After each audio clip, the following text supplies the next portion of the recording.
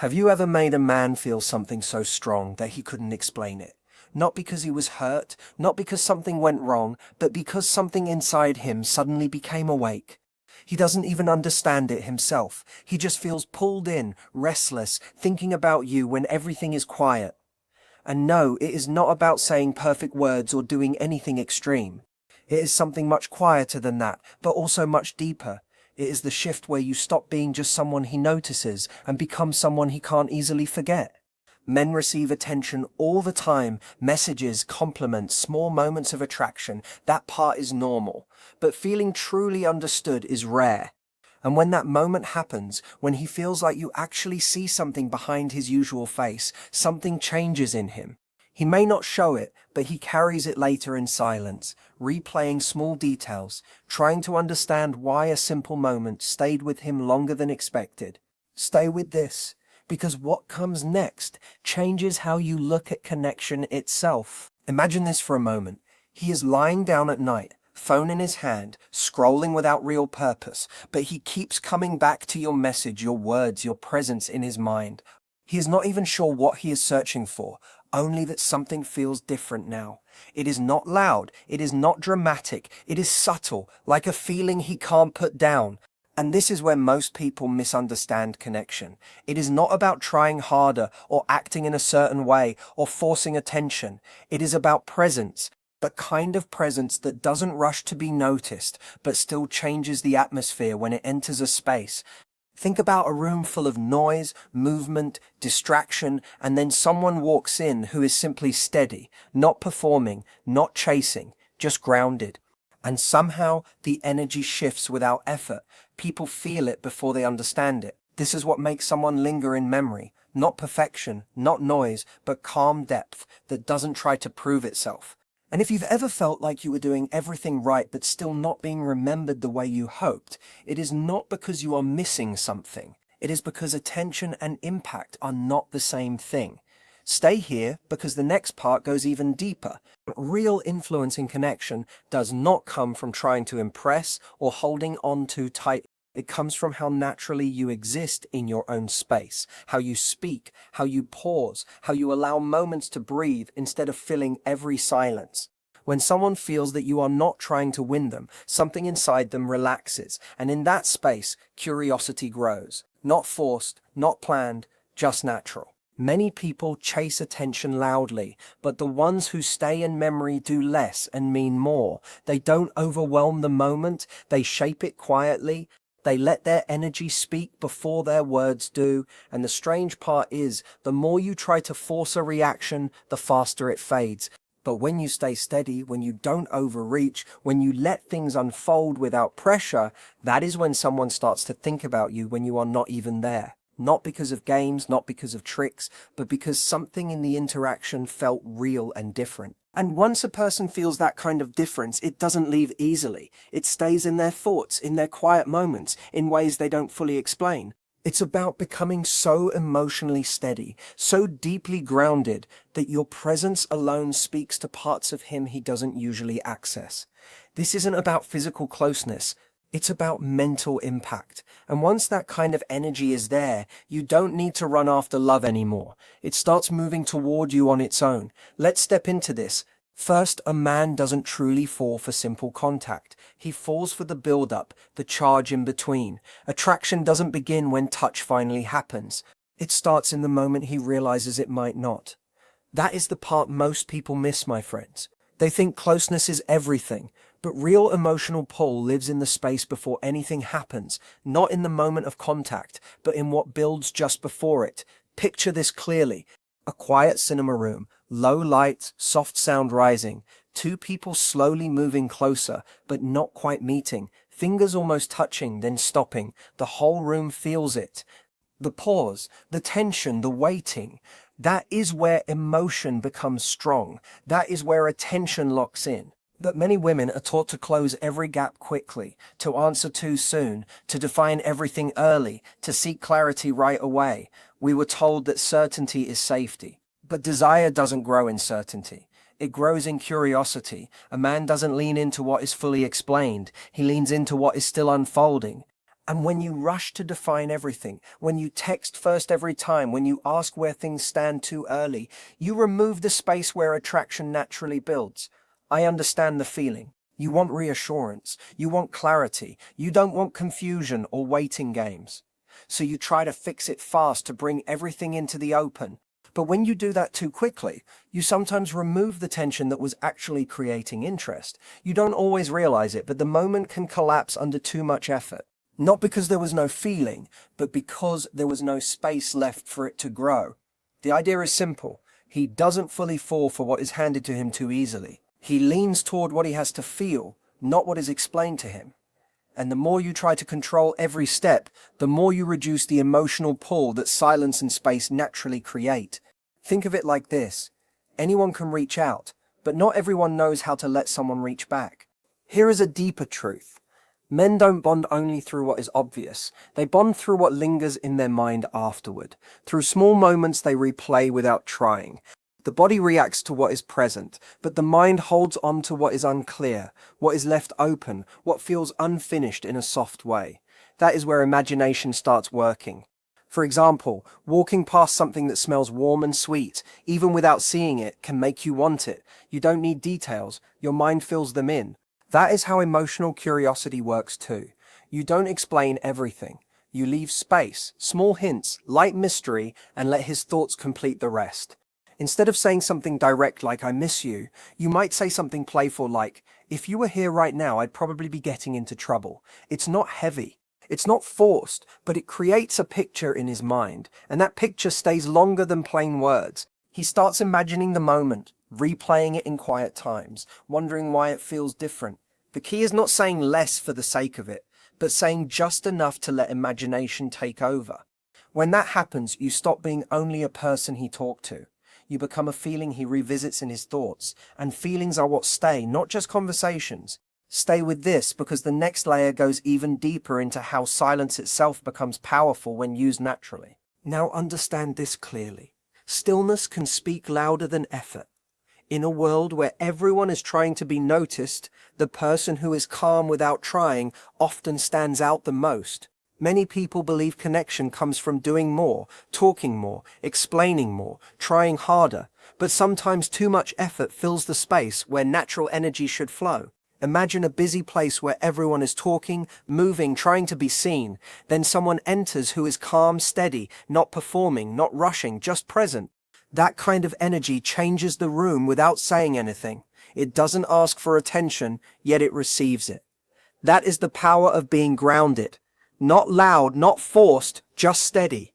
Stillness is not emptiness. It is control. It is being comfortable without needing to fill every silence. And in that quiet space, curiosity grows on its own. People start paying attention without knowing why, because there is nothing being pushed onto them, no pressure, no chasing, just presence, and presence is powerful when it is real. When you stop trying to constantly prove yourself, you naturally become more noticeable. Men can feel that difference. They sense when someone is trying too hard, and they also sense when someone is simply at ease. That difference stays in their mind longer than words ever could. So when you feel like filling every gap with words or actions, sometimes the strongest move is to pause and let the moment breathe a little longer. That pause is not distance, it is space. And in that space, attention quietly deepens. Stay close, because next we go into the idea of moments that almost happen and why those moments are often the ones that stay the longest in memory. The almost confession is powerful because it leaves things unfinished. It doesn't give closure, and that lack of closure is what keeps replaying in his mind. It leaves a gap, a space where his thoughts start filling in the missing pieces on their own. And trust me, the mind naturally tries to complete what feels incomplete. Imagine this clearly. You are watching a film. The tension builds between two characters. The music rises. They lean closer. Everything points toward one moment, and then suddenly it cuts away. Silence. No answer, no result. Just the feeling of what just happened. And now your mind won't let it go. It keeps returning, rebuilding the moment, imagining different endings. That is the hook. That is what stays, not the completion, but the interruption. And this is exactly how emotional memory works. When something is fully finished, it relaxes and fades. But when it is left slightly open, it keeps breathing in your thoughts. That is why people remember what almost happened more than what actually did, because the mind continues the story long after the moment is gone. Stay with this because it changes how you understand emotional connection. Now here is the deeper layer. When you become the person who creates these almost moments, you stop being just another memory and start becoming a thought he returns to without realizing it. Not because you forced it, but because his imagination never got a final answer. Picture a charged moment. The energy is there, the closeness is building. And then instead of rushing forward or filling the silence, you pause, you smile slightly, you step back just enough to reset the moment and say something like, "We probably shouldn't go further right now, but that was close." And then you leave it there, no explanation, no follow-up. Just space. In that space, everything expands. His mind starts asking questions. What did she mean? What would have happened next? That is the emotional cliff edge. And once someone reaches that edge, they don't easily forget it, because the mind doesn't let go of unfinished tension. It keeps returning, trying to resolve it. And that is what creates longing. Not what is done, but what is left suspended. So instead of always closing every moment, you sometimes let it hang in the air a little longer. That pause becomes louder than words. Stay with this, because the next idea goes even deeper into how identity and perception shape emotional impact. Now we move into something more powerful, not just being remembered, but being felt as a shift in how he sees himself. Because he doesn't only connect with what reflects him, he connects even more deeply with what expands him. Many people make the mistake of only mirroring a man back to himself, agreeing with him, echoing his confidence, repeating what he already believes. It feels comfortable, but comfort alone doesn't create depth. Over time it becomes predictable, and predictable fades. But when a woman becomes someone who shows him another layer of himself, something he hasn't fully expressed or stepped into yet, everything changes. Imagine a man who is used to being seen only for his success, his confidence, his surface strength. Then he meets someone who doesn't just admire that, but quietly notices something deeper and says, "I can see the strength you show, but I also see the part of you that's still becoming." That kind of observation doesn't flatter him. It awakens him. It makes him reflect. It makes him think differently about himself. And that is far more powerful than simple praise. It is not about boosting ego, it is about opening awareness. When someone reflects your hidden depth back to you, you don't forget them easily because they didn't just see your image, they touched your direction. And this is where respect becomes the foundation of everything. Because desire alone is not enough to hold attention long term. Desire without respect is temporary.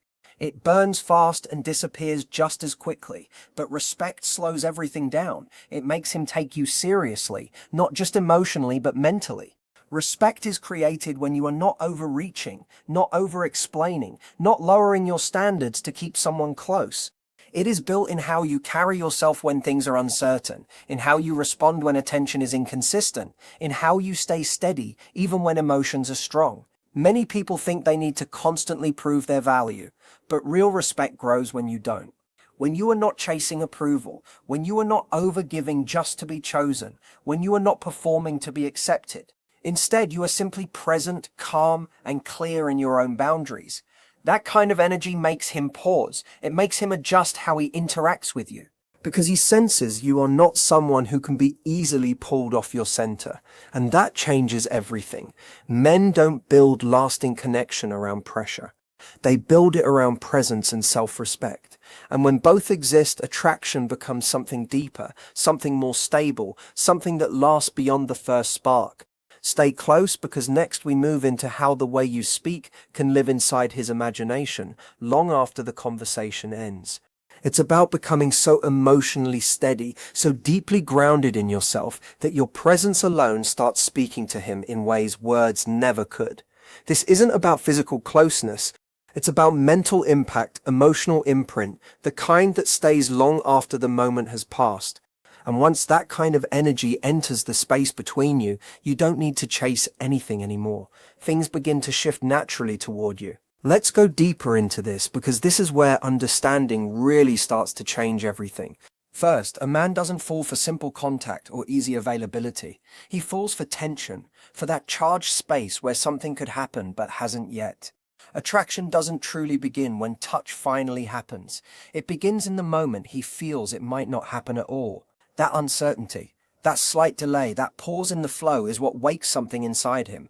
Most people don't notice this. They think closeness is built by constantly closing the gap, by replying fast, by explaining everything, by removing every question immediately. But emotional pull doesn't grow in total clarity. It grows in curiosity. When everything is too defined, too quickly, there is no space left for imagination to breathe. And without imagination, interest slowly flattens. Think of it like this: a quiet cinema scene. Soft lighting, music rising, two people moving closer but not quite touching. The entire room feels that tension. Then suddenly it cuts away. No ending, no resolution, just silence. And now your mind takes over, replaying it again and again, wondering what happened next. That is exactly how emotional memory works. What is unfinished stays alive. What is completed settles and fades. So when moments between you and him are always rushed to completion, they don't leave a trace. But when something is left slightly open, even gently, it continues living in his thoughts without effort. And this is where most people lose impact without realizing it. They try to secure everything too quickly. They ask where things are going too early. They fill every silence with explanation. They over-clarify feelings to avoid confusion. But in doing that, they sometimes remove the very space where attraction was forming. It's not that there was no interest. It's that the emotional air got filled too fast. When everything becomes certain too early, the mind stops leaning forward. It stops wondering. And without wondering, there is no pull. Now understand this clearly. Men don't stay mentally engaged with what is fully handed to them. They stay engaged with what continues unfolding. Not because they enjoy confusion, but because the mind naturally attaches to what feels incomplete in a soft, emotional way. That is why small pauses, slight distance in timing, and not over-explaining every feeling can actually deepen attention. Not as a strategy, but as a natural space where emotion can grow on its own. When you allow that space, he starts to fill it mentally. He starts to think more, feel more, imagine more. Let's go even deeper. The mind is where lasting connection actually forms, not just in presence, but in interpretation. A man doesn't only remember what you said, he remembers what he felt while trying to understand you. That is where imagination becomes powerful. For example, if everything is said directly and plainly, there is nothing left for him to process. But when something is suggested instead of fully explained, his mind begins building scenes on its own. And what the mind builds feels more personal than anything given directly. That's why imagery and suggestion carry more weight than plain statements. Instead of saying something simple and direct, a softer, more open expression creates space for thought. It turns a sentence into an experience. It gives him something to revisit later when he is alone, when the world is quiet, when his thoughts start drifting. And in those moments, what stays is not the exact words, but the feeling they created. Now let's move into something even more subtle. Stillness. In a world where everyone is trying to fill every second with action, speech, reaction, the person who can stay calm without rushing becomes noticeable in a completely different way. Stillness is not absence. It is presence without pressure. It is being fully there without needing to prove anything. And that kind of energy changes how others respond to you without you trying to change anything at all. Imagine a place full of movement, noise, constant talking, constant effort. Then someone walks in who is simply steady, not performing, not chasing attention, not trying to be noticed, just grounded.